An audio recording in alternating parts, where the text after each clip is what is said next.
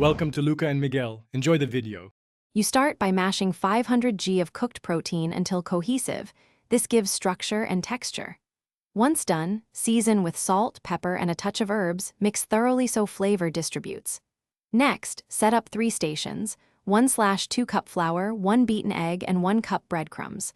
Make small patties with wet hands, this prevents sticking. Make sure patties are compact but not overworked, because gentler shaping keeps the interior tender and helps breadcrumbs adhere.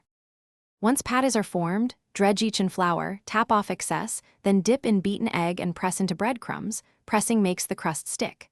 After breading, chill the plated cutlets 15 to 20 minutes so the coating sets. This prevents separation during frying. Heat oil to 170-180 degrees and test with a small crumb. It should sizzle steadily. Fry cutlets 3 to 4 minutes per side, flipping once. This gives a crisp, even crust while keeping the center moist. After frying, lift cutlets to a rack or paper towels and let rest 2 to 3 minutes. Resting finishes cooking and keeps the crust crisp. Once rested, slice 1/2 to confirm doneness. Serve immediately with lemon or a simple sauce to brighten flavors. If a cutlet is soggy or falls apart, stop, return it to the breading station, add a little extra binder such as 1 beaten egg or more breadcrumbs, chill briefly, then refry. This fixes adhesion and improves texture. Thanks for watching and please subscribe. It's the best investment you'll ever make.